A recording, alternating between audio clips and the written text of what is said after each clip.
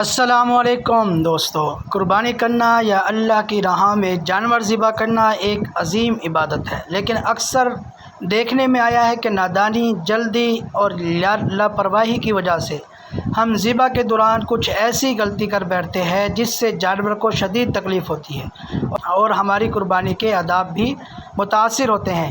آج کی اس 5 منٹ کی ویڈیو میں آپ کو وہ اہم اور ضروری احتیاطیں بتاؤں گا جن کا خیال رکھنا ہر مسلمان کے لیے لازمی ہے تاکہ جانور کو کم سے کم تکلیف ہو اور یہ عمل سنت کے عین مطابق ہو۔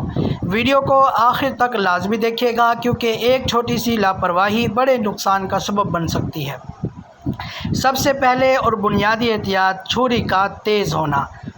نبی کریم صلی اللہ علیہ وسلم کا فرمان عالی شان ہے، جب تم ذبح کرو تو اچھے طریقے سے ذبح کرو اور اپنی چھری کو تیز کر لو تاکہ جانور کو آرام پہنچے۔ اکثر لوگ کھردری یا کم تیز چھری استعمال کرتے ہیں جس سے جانور تڑپتا رہتا ہے، یہ سخت گناہ ہے۔ دوسری اہم بات، جانور کے سامنے چھری تیز مت کریں اور نہ ہی ایک جانور کے سامنے دوسرے جانور کو ذبح کریں۔ جانور بھی احساس رکھتے ہیں، انہیں ذبح کرنے سے پہلے ذہنی اذیت دینا اسلام میں سخت ناپسند ہے۔ جانور کو زمین پر لٹانا، جانور کو ہمیشہ بائیں پہلو پر نرمی سے لٹائیں، اس طرح کہ اس کا منہ قبلے کی طرف ہو۔ لٹاتے وقت جانور کی ٹانگوں کو بہت بے دردی سے مت کھینچیں اور نہ ہی اس کی گردن پر شدید دباؤ ڈالیں، اس کا دم گھٹنے لگے گا۔ جب جانور لیٹ جائے تو اس کی 3 ٹانگوں کو باندھ دیں اور ایک ٹانگ سیدھی پچھلی ٹانگ کو آزاد چھوڑ دیں تاکہ ذبح کے بعد وہ اسے ہلا سکے، جس سے اس کا خون آسانی سے اور پورا نکل جاتا ہے۔ اب باری آتی ہے ذبح کرنے کی۔ بسم اللہ اللہ اکبر پڑھ کر چھری چلانے کی۔ یہاں 2 باتوں کا خاص خیال رکھیں۔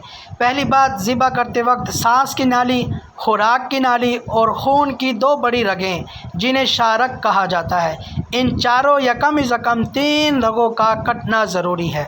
دوسری بڑی غلطی جو اکثر قصائی کرتے ہیں وہ یہ ہے کہ چھری کو بہت زیادہ گہرا چلا دیتے ہیں، یہاں تک کہ وہ جانور کے حرام مغز کو کاٹ دیتے ہیں یا گردن کو دھڑ سے الگ کر دیتے ہیں۔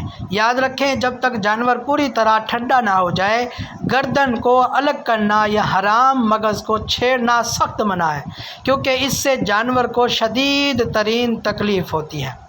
اگلی احتیاط یہ ہے کہ ذبح کرنے کے بعد فوراً کچھ لوگ کھال اتارنا یا ٹانگیں کاٹنا شروع کر دیتے ہیں جبکہ جانور ابھی تڑپ رہا ہوتا ہے، یہ سراسر ظلم ہے۔ جب تک جانور کی روح پوری طرح پرواز نہ کر جائے اس کے جسم کا کوئی حصہ مت کاٹیں اور نہ ہی کھال اتاریں۔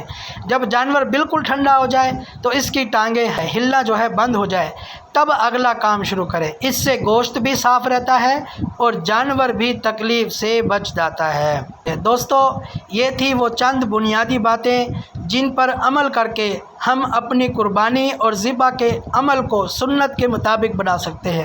اللہ تعالی ہمارے عبادتوں، قربانیوں کو قبول فرمائے۔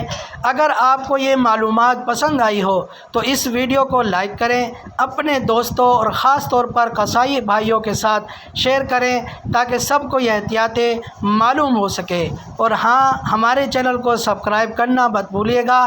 اپنا بہت خیال رکھیے گا۔ اللہ حافظ۔